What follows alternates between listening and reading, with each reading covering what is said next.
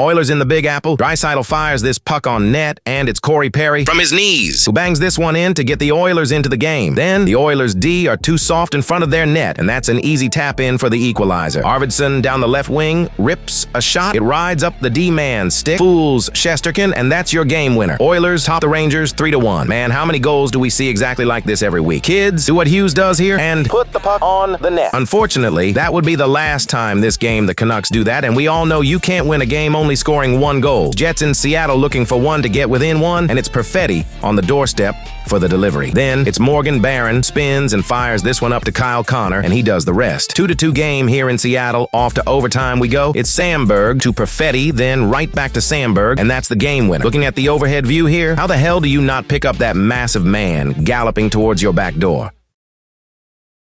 Leafs hosting the Flames for your primetime game, and it's a big one. Flames come in just 2 points out of a playoff spot, and the Leafs looking to end a brutal run of bad play. 2 minutes in, it's Max Domi with his 6th of the season. Leafs draw first blood. Nylander in alone, and it's Dustin Wolf to the rescue. Flames go the other way, Huberdeau to Anderson, and they tie it up just before the period ends. In the Leafs, they simply don't care. It's Marner to Willie, he blasts it over the shoulder of Wolf, and the Clovers have the lead. Leafs take a penalty, and the Flames get a power play goal of their own. The shot gets disrupted and falls straight to Morgan Frost, and it's tied up yet again. Except hold on 1 second, Leafs are challenging for offside, and I'm gonna be honest here, I cannot conclusively say that it was offside because I can't see where the puck is at all. But it's deemed offside, and that would end up being your turning point of the game. The Leafs would go on to score 4 unanswered, including 2 beauties from Captain Poppy. Leafs power play goes a perfect 3 for 3 on the night as they take this one 6-2. Diving right into Tuesday night with a massive Atlantic battle, and check out this breakaway move here from Dvorak to get the Habs the first goal of the game. The Sens looking to respond immediately, but Shane Pinto gets point-blank denied by Sam Montembeault. Sprawls out there and keeps us at 1-0. Batherson backs up the Habs D and keeps backing them up, and he takes the space and rips it. Habs D gave him way too much time and space there, and they get punished. Lane Hudson fakes one way, goes the other, fires a wrister, goes upstairs. Beauty goal there from the young Habs defenseman. As I am sure you can tell, this game was a close one all night until the Habs made it 4-3, and then 5-3, and then 6-3. Don't look now, but both the Habs and the Sens are currently in a playoff spot. The Flames completely dominate the Rangers, outshooting them 35-13 and outscoring them 2-1. We got a blowout here in Edmonton. The Oilers score a touchdown against Utah as it's cookie night for Nuge, McDavid, and Hyman, 3 points each against the hockey club. Thanks for coming out. The Canucks host the Jets, looking to build some positive momentum. How's 3 goals in the first period against the best goalie in the league for you? Besser Potts 2. Canucks feeling good as they roll over the Jets 6-2.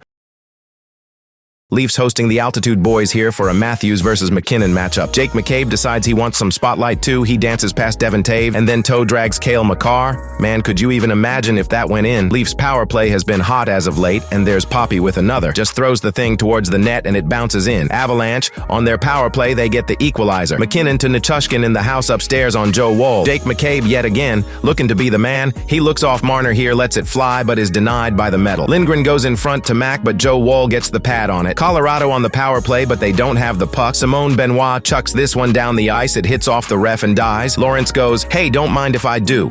And that's the Leafs up by 1. One of the funniest goals I've seen. The ref tried so hard to get out of the way, but he ended up doing the exact opposite. Shorthanded snipe show from Stevie Lawrence. Colorado comes right back. It's Nelson versus Woll, shooter versus goalie, and it's a glovely save from Joey. He makes 38 saves on the night, and the Leafs take a tight 1-2-1. Busy Thursday here, so let's kick this into high gear. The Sens get embarrassed on home ice. They get rolled by the Avalanche 5-1. The Flames offense as of late has not been nearly good enough, and in this game they're down 3-1 with a period to play, and wouldn't you know it, they end up winning the thing 5-3 and put themselves back in a playoff spot. If you're looking for a spark for your offense, look no further than a key multi-goal comeback win. Leafs in New York taking care of business. JT with a 3-point night, and the Leafs get the 2 points to tie the Panthers for first in the Atlantic. Death, taxes, and Patty power play goals on the left flank. Habs playing a team who is chasing them for their playoff spot. They lock in, coming back from 3-1, making it 3-3, sending us to overtime, but they are just gonna have to live with the 1 point as Bo Horvat rips this one past Montembeault. Massive playoff implication game here with the Canucks in St. Louis. Besser gets a pair of goals, including this late equalizer, but it's all for naught as they only get the 1 point from an overtime loss. Kind of a train wreck here for the Oilers.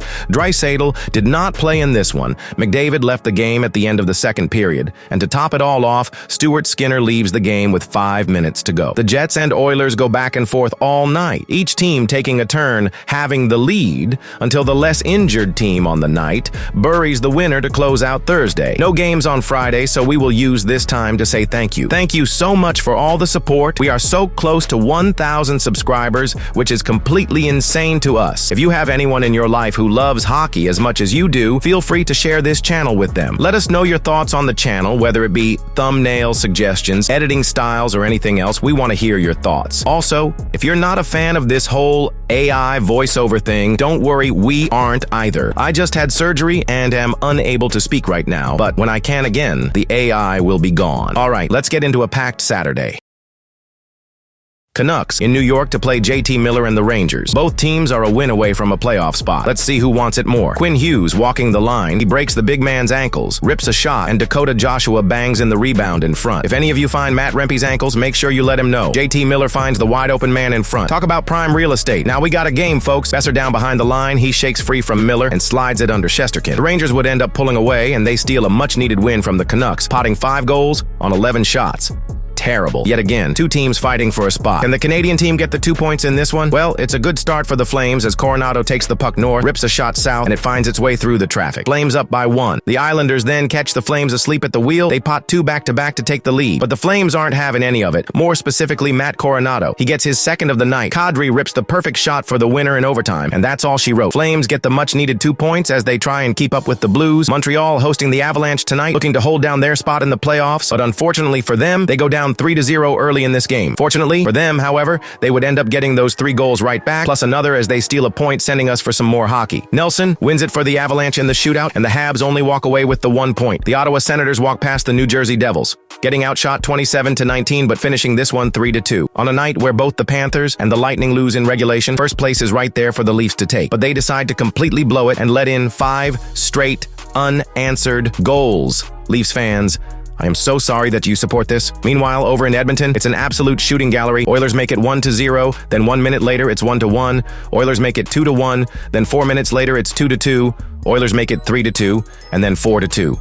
3-point night for Ryan Nugent Hopkins. Guy has been on fire recently, and the Oilers win this one 5-4. Your top skater for Week 24 is Ryan Nugent Hopkins. This man was unbelievable. 4 goals, 5 assists, 9 points. Insanity. No goalie really blew us away this week, but the most consistent one was Connor Hellebuck, stopping 45 of a total 53 shots. Looks like the best team of the week was the Edmonton Oilers, securing 7 of a possible 8 points this week with a +8 goal differential. And as of Sunday, March 23rd, this is what the playoff picture is looking like. The Canucks fall out of the frame, and the Canadians force their way into it.